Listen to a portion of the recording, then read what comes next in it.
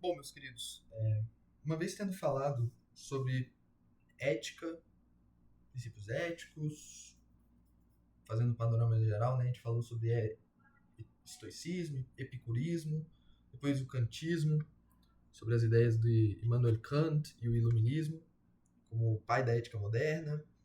Depois a gente foi para a política, política maquiavélica, política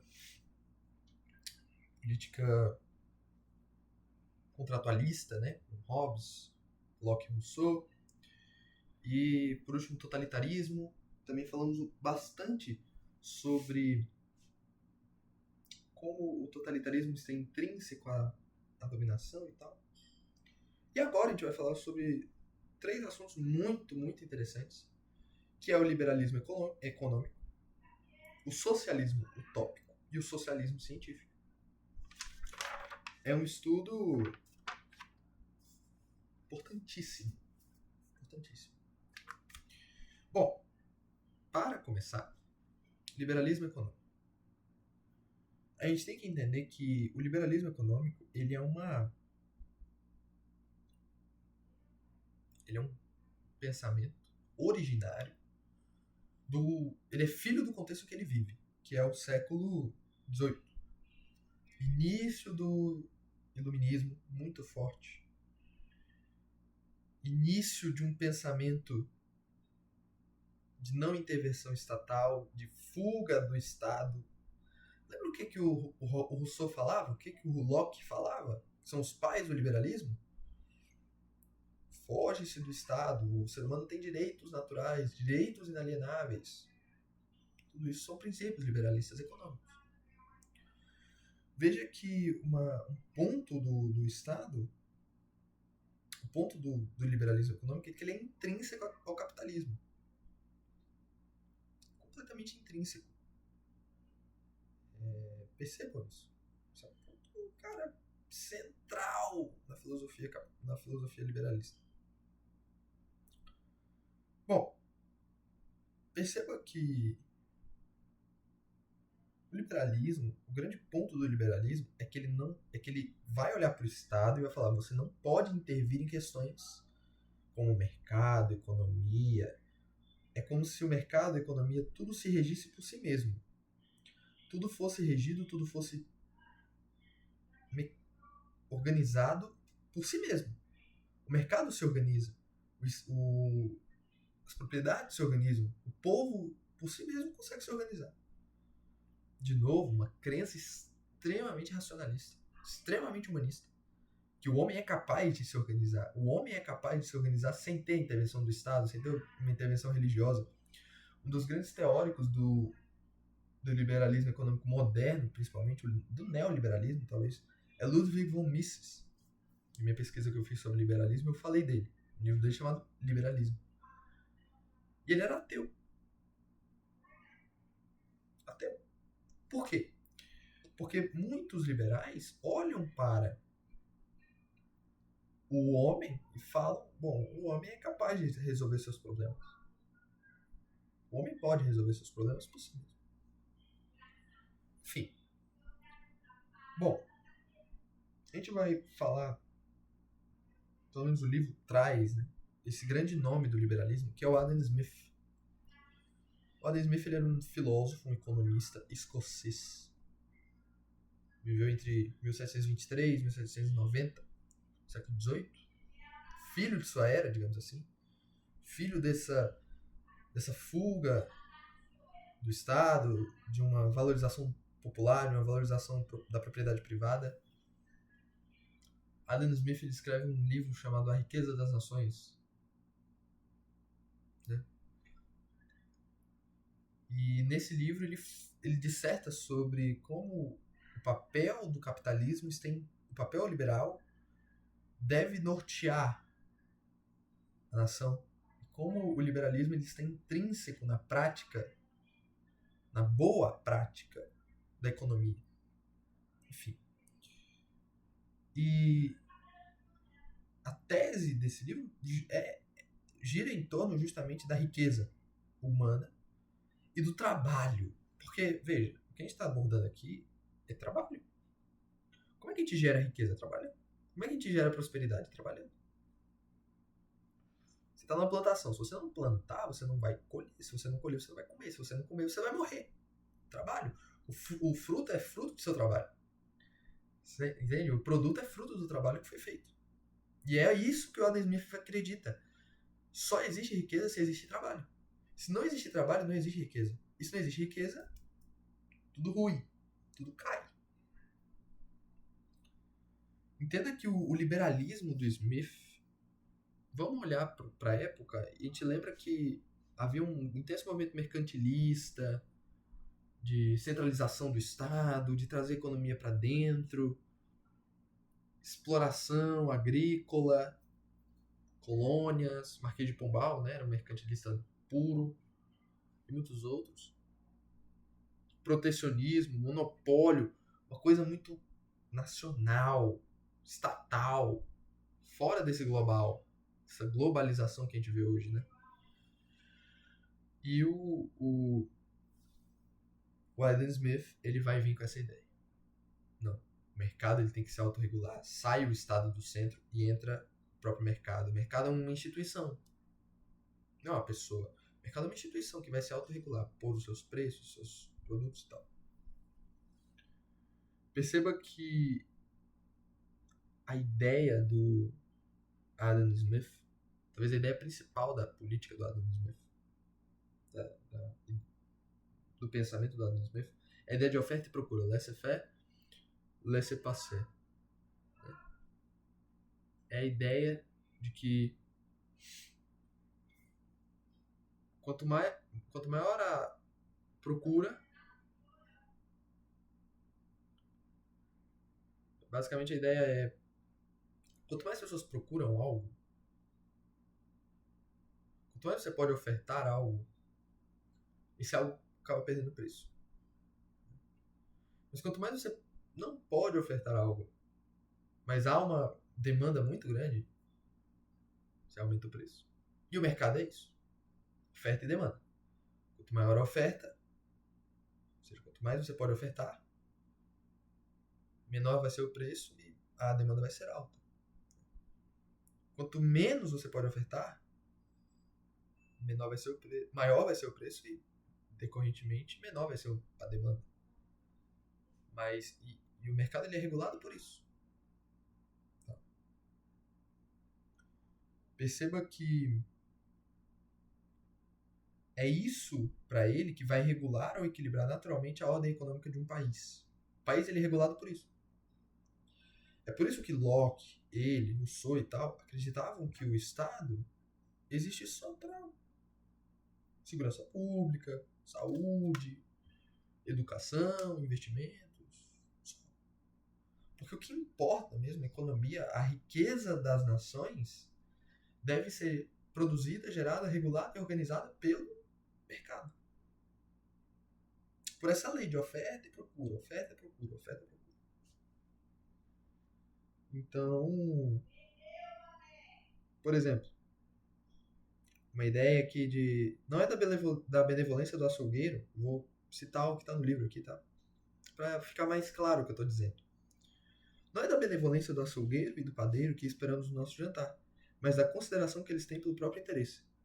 Então eles produzem não porque eles amam, nessa ideia aqui, né? Porque eles amam você e querem que você coma, não. Porque eles estão te ofertando e você está procurando que você coma. E você dá o dinheiro para eles, eles te dão o fruto do seu trabalho. Assim, o marcador ou comerciante, movido apenas pelo seu próprio interesse egoístico, self-interest, é levado por uma mão invisível, que é a mão invisível do Estado, tem até outro livro dele sobre isso, a mão invisível, que vai promover algo que nunca fez parte do interesse dele, o bem-estar da sociedade. O padeiro não quer o bem-estar social. Ele quer vender o que ele quer, o que ele tem.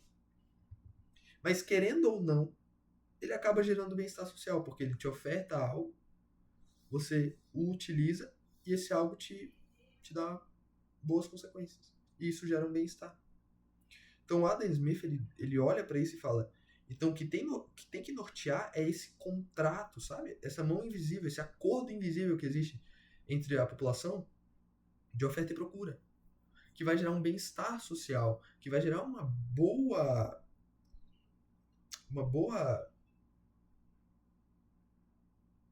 um bom ambiente, sabe? De acordo com o Adam Smith, então, resumindo, trabalho é a base da riqueza. Tal riqueza deve ser regulada por uma lei de oferta e procura. O Estado, o papel do Estado aqui é mínimo, Estado mínimo, porque o Estado não pode interferir nas questões estatais, o Estado não pode interferir nas questões nacionais. O que deve agir aqui é o Estado mínimo e o mercado, a mão invisível do mercado, vai controlar a sociedade, vai reger a sociedade da forma como for bom e justo. Bom,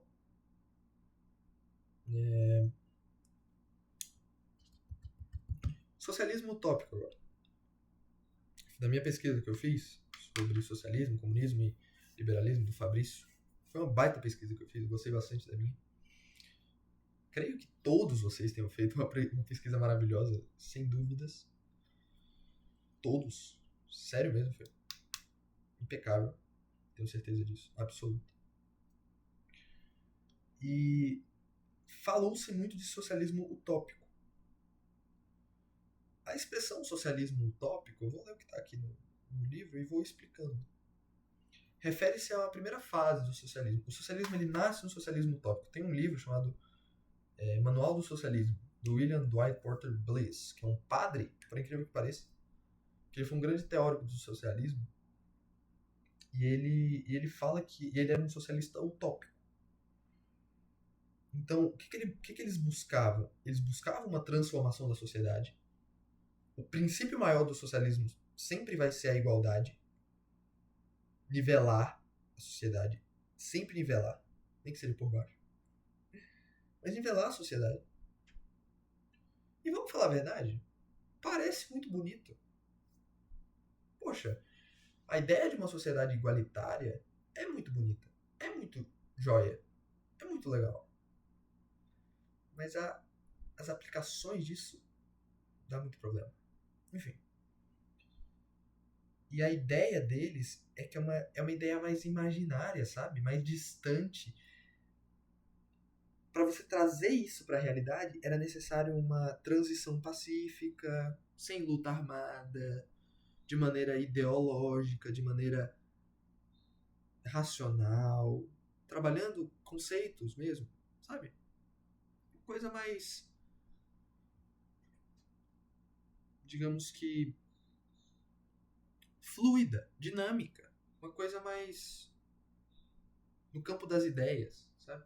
A gente tem que olhar para isso. O socialismo utópico pode ser chamado também de socialismo das ideias, socialismo ideal, porque ele vai trabalhar isso aqui, ó, olhar para a sociedade e idealizá-la, o que deve ser, o que deve fazer e tal.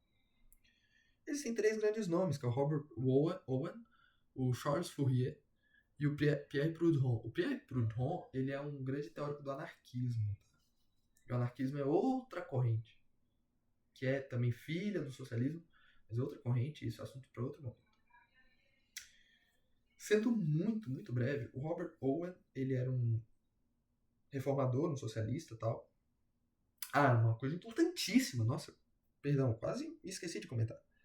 O socialismo utópico é a primeira fase do socialismo. E, como eu digo sempre, olhar para a filosofia e não olhar para o contexto histórico é um erro crasso, porque sempre tem. Perceba, o socialismo é filho de três pontos. O primeiro ponto é a Revolução Industrial. Esse é o mais importante de todos. O socialismo ele vai nascer da Revolução Industrial, dos conflitos entre classes, das desigualdades, etc. O segundo ponto do socialismo é a ideia das revoluções dos povos, 1848, ali por aí, das unificações, porque aí vai mostrar para eles que é possível fazer uma revolução, que é possível mudar a sociedade. Então, o primeiro vai ser o princípio norteador, que é a Revolução Industrial. O segundo, a Primavera dos Povos. Os povos tem a capacidade de lutar contra o Estado. É possível mudar. E o terceiro, a Revolução Francesa. Ideológica. Jean-Jacques Rousseau, grande pai do socialismo, talvez. Da ideia de socialismo. Talvez seja o cara que idealizou pela primeira vez um pensamento socialista. Tem um livro dele, Origens da Desigualdade entre os Homens. Pode ser dito como um livro socialista. Talvez. Porque ele vai ser esse grande teórico. Esse cara que vai dar o pontapé inicial para o socialismo. E ele foi anterior até a Revolução Francesa. Então a ideia de igualdade... Como é que é? Igualdade... Liberdade, igualdade, fraternidade, se não me engano, né? Então... Igualdade é o ponto principal do quesito nivelar a sociedade. Enfim. Robert Owen era um reformador e socialista galês de origem modesta. E a grande preocupação, não só dele, mas dos socialistas, era a condição de vida. Era a desigualdade, era a má distribuição de renda, etc. E eles fazem eles tentam fazer novas sociedades cooperativistas, etc., baseada em uma igualdade, nivelar as classes, lutar contra a desigualdade entre classes. Charles Fourier, francês, olha só, serviu ao exército durante a Revolução Francesa. Olha só isso. Então, olha a influência da Revolução Francesa nos pensadores. E criou comunidades, trabalhou para a difusão do socialismo utópico francês, enfim. E por último, Pierre Proudhon. Ele foi um filósofo francês também. Ele foi considerado um dos primeiros teóricos do anarquismo. Ele tem uma frase muito famosa, né? Propriedade é um roubo. Para ele, a sociedade deveria ser instituída sem qualquer tipo de regra, norma, princípio, nada. A sociedade se mantém, se move por ela mesma. O povo se governa. O povo se governa. Olha só, para você ver. O que Rousseau falava, gente?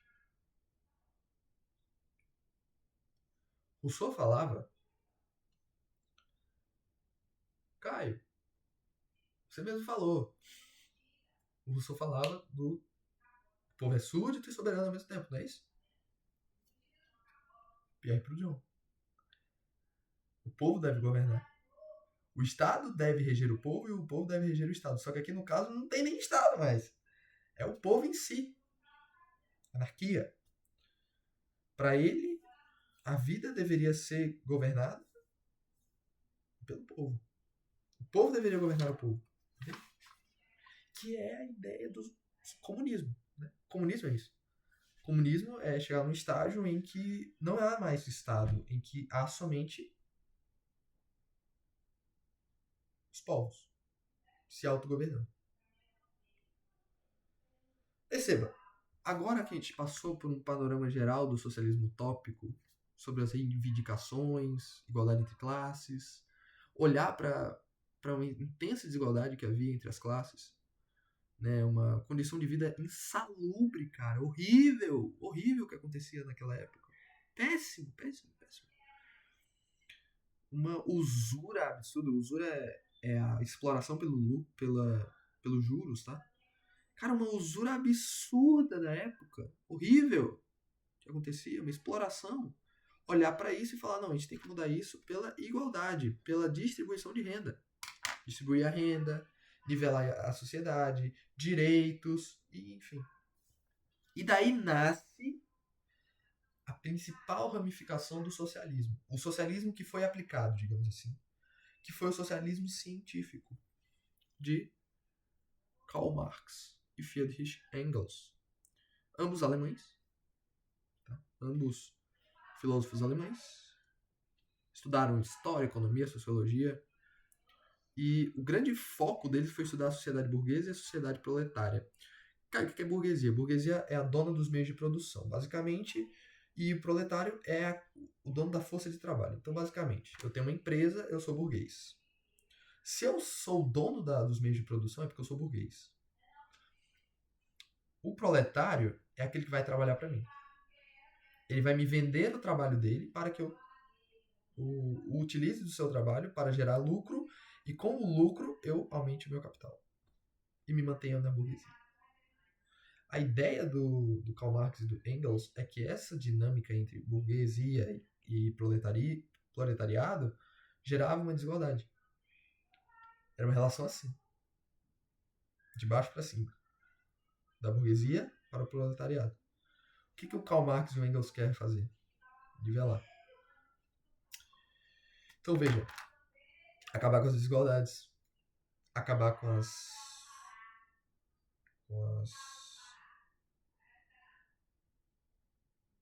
as maldades que aconteciam, com as más condições, com as explorações, porque, poxa, vamos ser sinceros, o tanto de exploração que acontecia naquela época era absurdo. 10, 12, 15, 16 horas de trabalho. O que é isso, cara? É escravidão. Nem escravo às vezes trabalhava isso tudo. Tudo para ter um salário ridículo e irrisório. E escravizar sem qualquer tipo de direito trabalhista. Tudo isso para escravizar o proletário. Só que, Caio, tá, tudo que você falou aí é socialismo utópico, não é? Não. Por quê? A diferença entre socialismo utópico e socialismo científico é que o Marx vai mudar essa sociedade por meio da bala mesmo. É na luta armada. No livro Manifesto Comunista, né, do Karl Marx e do Friedrich Engels, que eu li, ele fala isso. É a ditadura do proletariado. Vamos ter que matar. É a revolução. Vamos ter que instaurar uma revolução. Muitos vão ter que morrer, milhões vão ter que morrer. Mas a ditadura será instaurada. O proletariado irá vencer, né? O Karl Marx dizia que a burguesia cava a própria cova, né, explorando o seu trabalhador. Porque o trabalhador um dia vai se revoltar e vai matá-la. Essa era a ideia do Marx. Esse era o desejo do Marx. O proletariado se revoltar e matar a burguesia. Para que o proletariado, então, consiga ser o dono do poder. Domine, né? E tem uma questão sobre isso, já sobre a ideia mais teórica, sabe, da coisa? Porque uma das diferenças do socialismo utópico e científico, o socialismo utópico vai mais na linha das ideias. O científico ele vai mais na linha do trabalho, compreender o que é o trabalho, o que é o trabalhador nessa dinâmica toda. Tem, por exemplo, a questão da mais-valia, quando a jornada do... quando é a diferença entre o que o trabalhador produz e o que ele recebe pelo que ele produz. Essa é a mais-valia. Como se o trabalhador ele não recebesse o que é justo, sabe? O trabalhador ele trabalha e recebe uma quantia que não é justa para ele. Esse é o ponto. Outra coisa é o conceito de alienação, que para Marx e Engels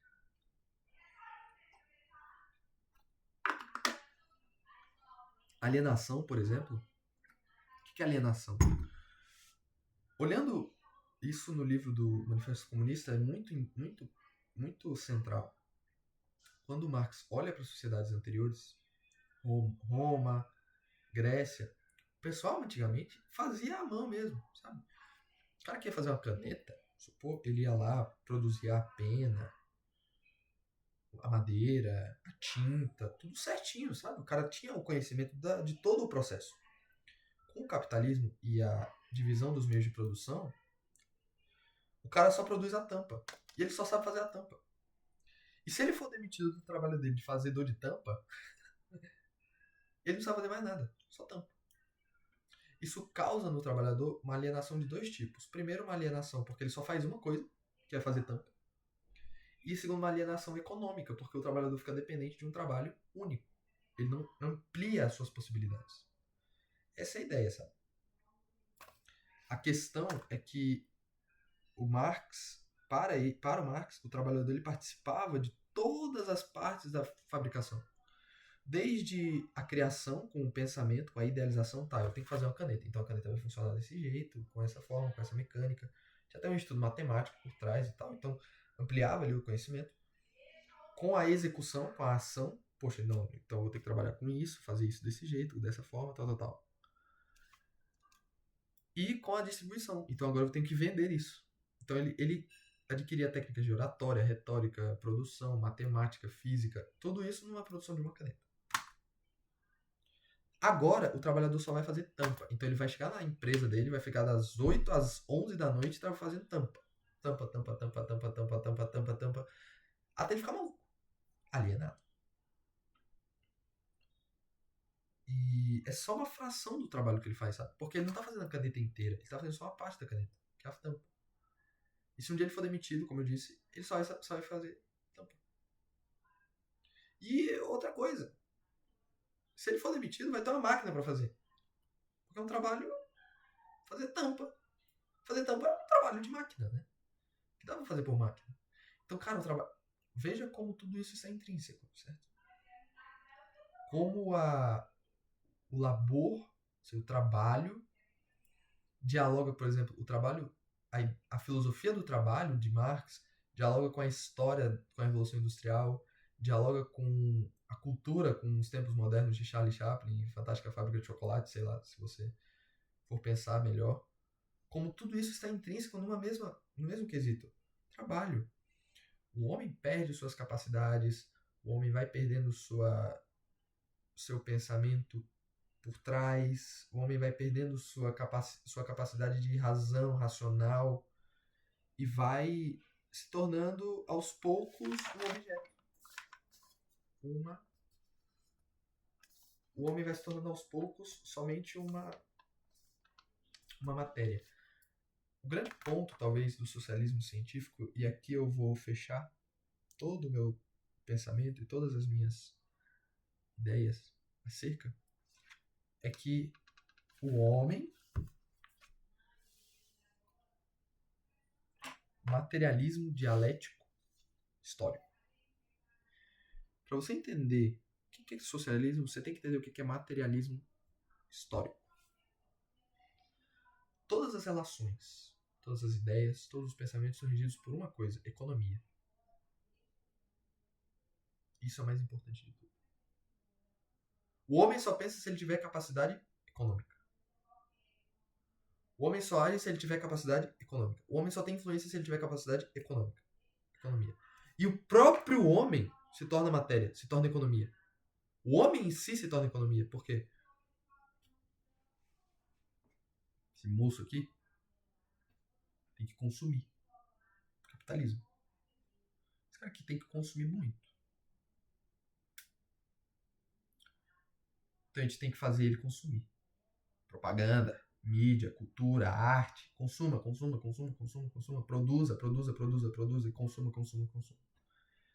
O homem se torna quase que um bicho, um animal. Que só consome e produz. Consome e produz, consome e produz, consome e produz. É um ciclo eterno. Quase físico, né? De consumo que leva à produção, que leva ao consumo, que leva à produção. Mas, cara, qual que é a grande... Esse é o ponto principal do socialismo. Materialismo. O homem se torna somente instrumento. Instrumento nas mãos do trabalhador, instrumento nas mãos do proprietário, matéria, pura matéria, pura substância. Então, por exemplo... Mas, Caio, qual que é a grande diferença? E aqui eu fecho. Qual que é a grande diferença entre materialismo capitalista e materialismo socialista? O materialismo capitalista ele transforma o homem em consumidor. O materialismo socialista ele diz para o homem o que importa é somente a matéria. Você só será para o capitalismo, só haverá riqueza das nações, só haverá riqueza, só haverá prosperidade se houver consumo, produção e etc. Para o materialismo socialista, o homem só será feliz se ele tiver as coisas. Então, quando você tiver algo, você será feliz. Quando você possuir os meios, você será feliz, no caso do capitalismo. Quando você se destituir dos meios, você será feliz. Socialismo. Caio, qual dos dois você defende? Um dos dois. Ambos são péssimos em suas ideias. E eu me considero alguém cristão, católico, ponto. Ponto.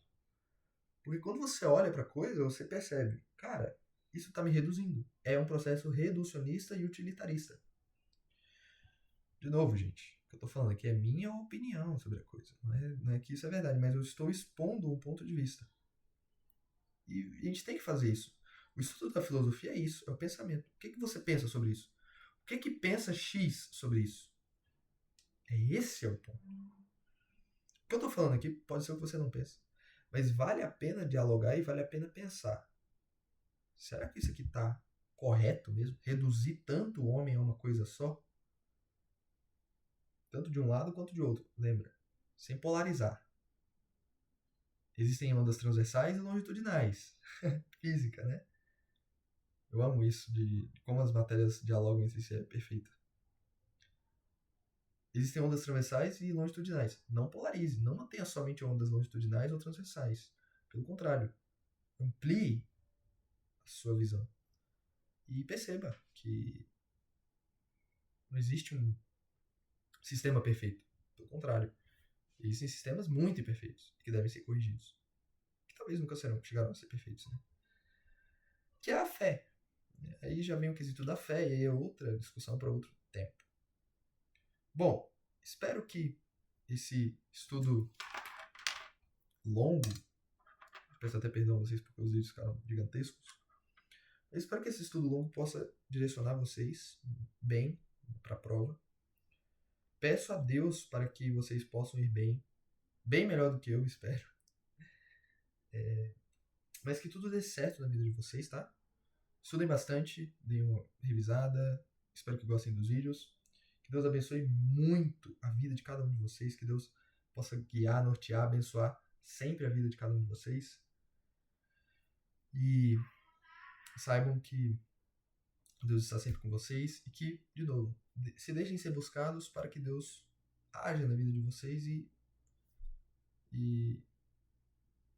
construa, fecunde muito esse serviço tão bonito que vocês estão fazendo, que é o serviço do estudo, tá? Sabe que estou aí sempre que precisar. Deus abençoe sempre. Até mais.